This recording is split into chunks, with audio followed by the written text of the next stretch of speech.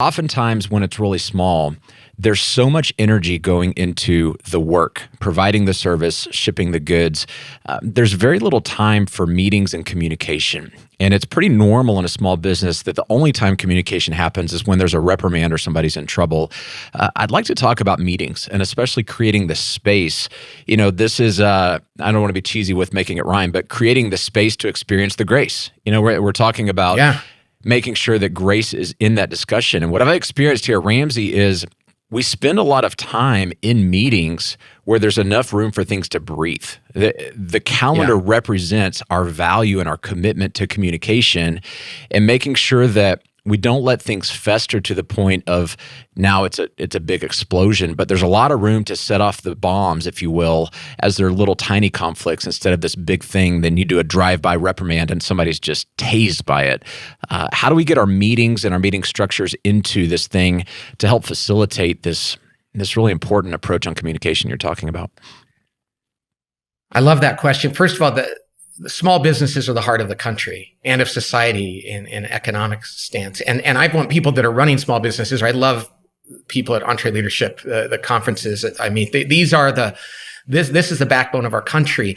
And I want them to realize they represent something really important. And I love the fact that they don't do too much around bureaucracy and over communication and over meeting, because big companies, it's just mind numbing and crushing the amount of bureaucracy. Having said that, erring on the side of not having enough, and that's what we're talking about here, it's still important to have meetings where you give yourself the time and the space to communicate and to listen and to brainstorm.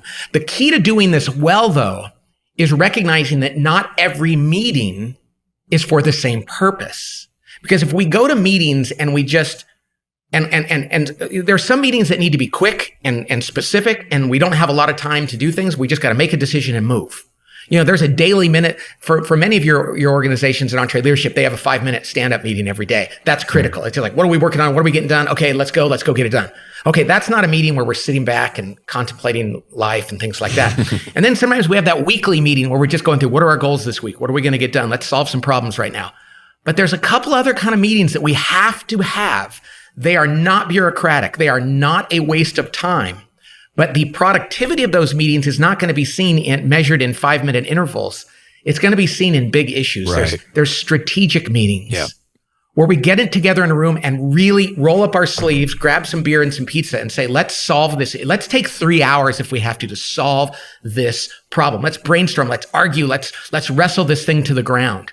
So that should never be seen as a waste of time. If it's a big, hairy issue, take the time to solve it. And then there's one other kind of meeting that I think needs to happen quarterly. And I think God put the seasons in place in the world for a reason. I think once a quarter, every 3 months, you need to step back from your business and you need to breathe. And whether that's you go across the street to a restaurant and sit down for the afternoon, or you go to a hotel or go to your living room and sit down with your employees and just breathe and talk about how we doing, what's going well, who's in a good place, who's not in a good place. Let's gather ourselves up so that we can go back to work for this next quarter and really get as much done as possible. So there's different kinds of meetings that require different kinds of levels of patience and time, but small businesses should be just as committed to having those meetings as any other. And you'll know when it gets to the time like that's enough. But yeah, give yourself the time and the space to forgive one another, to work on your team, to review what's happening. And I think you'll get more done in less time.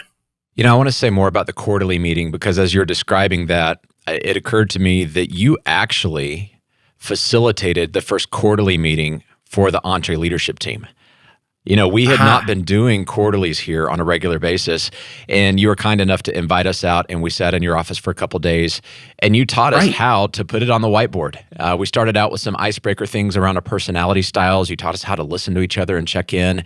Then we moved into the issues of the business, and then that second day, we got it all up on the whiteboard and figured out what was going to be our thematic goal and then our big driving objectives, and it's become something we've done every single quarter since then, because we saw the value of how much our alignment and relationships started to meld together in a whole new way. And we had 10x the traction and the execution coming out of that than we had previously.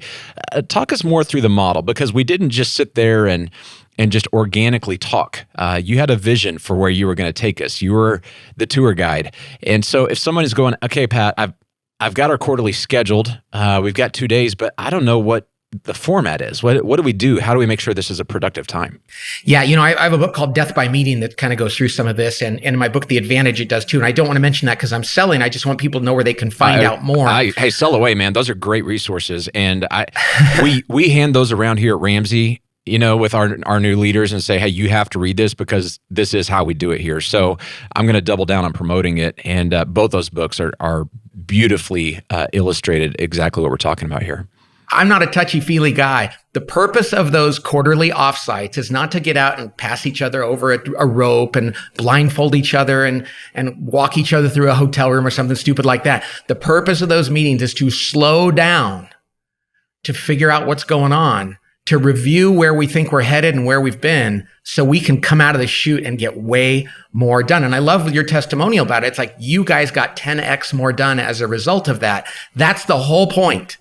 This is not about doing something just to entertain ourselves. It's to, if you're thinking about knee surgery, it's like go up and clean out some of that cartilage so you can come back out on the field and run faster.